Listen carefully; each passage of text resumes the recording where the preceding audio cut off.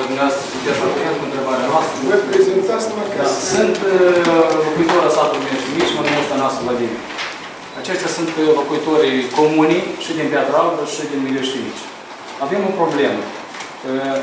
La Consiliul Comunal al Miliești Mici sunt 13 consilieri. Am ajuns la întrebare când, la o plângere a 2 consilieri din fracțiunea PLDM, au fost înlocuiți cu 2 consilieri, tot din aceeași fracțiune, au fost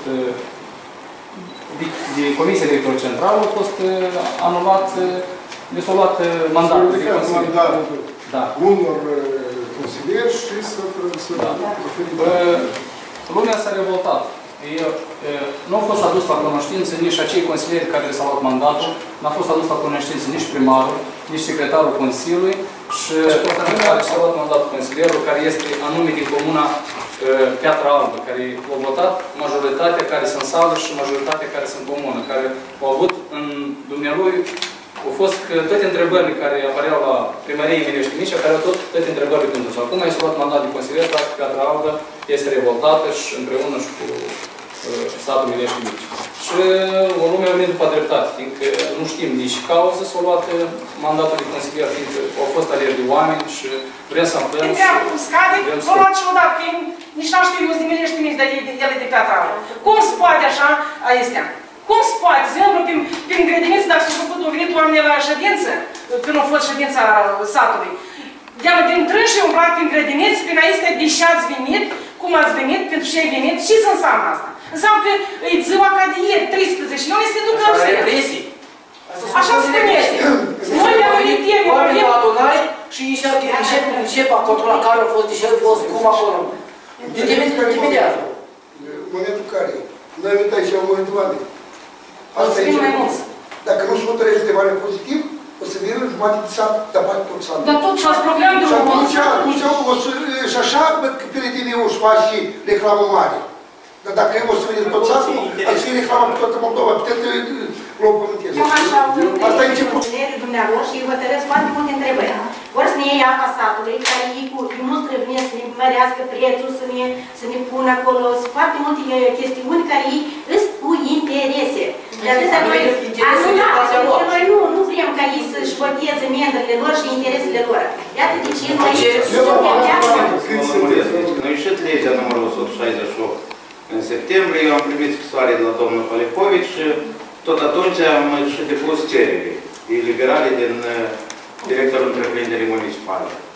La următoarea ședință, eu m-am ridicat și am anunțat că eu am depus cerere din directorul întreprinderii municipale și rămân ca consilier. Și în legătură cu eu fiind ca consilier al PLDM-ului și am văzut la vârsta mea că ei față de mine sunt toți copiii acolo și am văzut că ei mă târâie în partea care pe mine nu mă aranjează și sătenii tot nu-i aranjează, eu am depus cerere și am trecut independent. Și atunci ei, prin toate metodele, eu am câte 2-3 judecăți pe săptămână. Eu în loc să îmi caut de lucru, să mai gătesc ceva înainte de pensii, de părere de colțune, acolo că să trebuia să pun pătișor, ceva. Dar eu trebuie să mă la judecat. Spune-și cum o să ajungă. Cu domnul Aurel fix așa. Și n-a să-mi dea voie să mint colegii, pentru că eu mulți ani am activat și la Piatra Albă, și în sat, în alta, și eu vreau să vă spun că dintre acești consilieri care au umblat pe și au depus toate bârfăile astea între iulia, așa, mă scuzați că eu, el într-adevăr așa și sunt. Aceștia, toți trei să le luăm împreună, ei n-au avut atâtea voturi, cât am avut eu unul singur la PLDM. Dar ce nu s-a informat domnișoara e jurist, s-a informat este, ce nu s-a la primărie să întrebați? E în proces judicat, nu e în proces, activează. Noi avem documentele în care rezultă că este cer de chemare în judecată oficiului teritorial. Respectiv, domnul Budeanu este la curent cu incompatibilitatea funcției. Pentru ce trebuie să mai informăm? Și domnul Vicu e altă situație. E o situație analogică. Dumneavoastră ați comis o gafă mare, să mă iertați de cuvânt, alături cu domnul Budeanu, dumneavoastră, secția de jurii, nu v-ați informat corect și suferă toți oamenii, suferă un sat întreg care l-a ales pe domnul Vicol. Și domnul Videanu, el a salvat și el interesele lui, pentru dânsul votat în grămada lumii, nu care vin la voi două persoane aici, ori trei, și vă dă o informație foarte multiscale. Să fie corectă și nu să vină... Adică eu nu cred că asta o să fie urmările foarte grave de la, să zicem, chiar dacă... Sunt grave. Sunt foarte grave. Este cazul. Examinatul urgent. Nu se aștept, nu a fost așa în istoria noastră așa caz. Nu, este cazul. Examinatul urgent. Ca să susținem pe domnul Aurel, consilierul nostru de Piatra Albă, am fost la ultima ședință. Și de acum un membru de-a lor a venit la grădiniță unde eu îndețin funcția și m-a întrebat directoarea ce-o cătat doamna și cum a venit, cum i-ați dat drumul de la lucru, vă închipuiți ce puteți fi. Doamna e concert. Într-adevăr, de la lucru să mă duc și eu să văd problemele satului. Înseamnă că eu de-am era problema. Aia se Ce dreptate? Asta se represii. Asta e represie, oameni. Asta e data de ieri, 13. Cred că v-ați da, v-ați spus sincer. Bine, și am și eu o întrebare.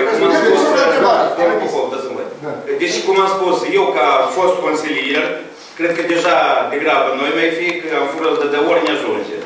De-am trebuie să-mi gătesc cerape în garderob, pentru pădișoare, cum am spus. Dar cum să-și capete domnul Vicol? Poate băietul are de gând și la alegerile următoare să baloteze. Poate are de gând să facă ceva bun pentru comună, poate are de gând să înainteze ca primar. Cum poate el să-și capete autoritate în fața lumii?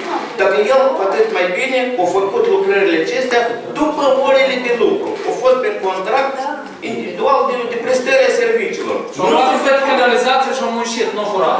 Și uitați-vă, consilier, dar el nu s-a așezat în creslă să scrie sau să facă ceva. Dar s-a urât prin fântâni, prin canalizație. Eu, ca reprezentantă primăriei cu Minești de Piatra Albă, De ce vă lămuresc? Că fost consilier al PLDM-ului, înainte de ședință, noi ne adunam și discutam. La domnul Lungu și domnul Agrici, eu deși am scris cerere și am trecut independență. Încă v-am lămurit că ei sunt copiii mei. Și la domnul Agrici și domnul Lungu, tot timpul era așa. La ședință, primarul trăsnit în gât. La ședință, primarul trăsnit în gât. Eu lămuresc ca la peretele de folos. Aici doi de folos. N-avem ce le lămurim. Eu lămuresc pe omul și nu trăsnești tu primarul în gât. Primarul trece termenul și primește leafa și vine altul. Tu satul îl duci de râpă. Satul îl duci de râpă. Socotița-mă, ei anulează toate deciziile și le-am votat eu cu Vicol.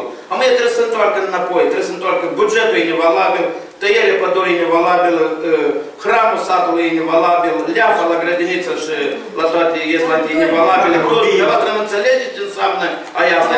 Întors tot satul. Revizorul și Revizoarea, oameni două, de treia lună s-o pornit la Ministerul Finanțelor. Cu domnul Lungu se duce, cu domnul Agrici vine. Și tot 7 consilieri, azi cu revizorii de la Ministerul de Finanțe și de la discuție. Asta se primește revizii. Asta este situație. Foarte simplu. Aici doi lunguiți la Plătămăr și domnul primar actual la Plătămăr, ei s-au confruntat în alegi. Și Lungu a pierdut alegi și nu se împac până în ziua de azi. Și face tot chipul tăpimul și perturbează activitatea. Și acolo zilul, și asta termen și iată tot ce face. Nu se pun cu ideea. Și ați primit hotărârea. E ca asta pe noi interesant. E ca asta e bună. Fără probe. Ați primit hotărârea. O ascultat doi berbedei și hai, pe aici, l-am scos și tăi. Ei doar nu au adus probe, nu au adus nimic. Nu. El a și-a spus că eu sunt primit, nu mai așa cum. Băi, da, el m-a adus clar lucru, dar trebuie să verificați până la lua hotărârea asta. Trebuie citit frumos și o persoană și la primărie mi Și atunci el a spus că a adus probe, a adus probe, dar nu merge. Dar nu merge în 2 ori. Nu mă doi.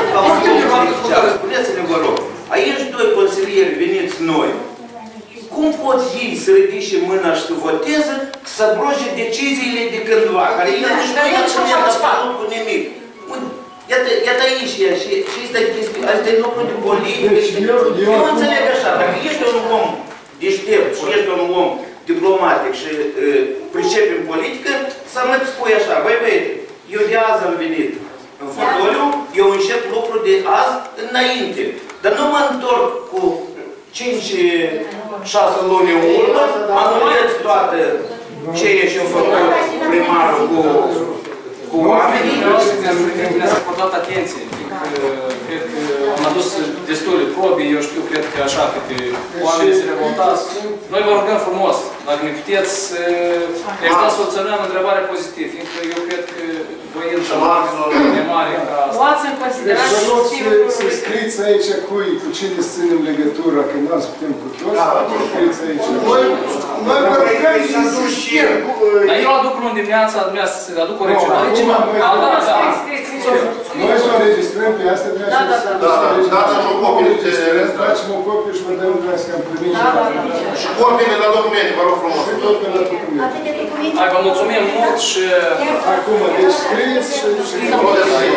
Scriu, că am luat ușor să dă. Deci eu vă urez succes tuturor. Eu vreau să vă spun că eu salut oamenii activi care au poziții, indiferent, nu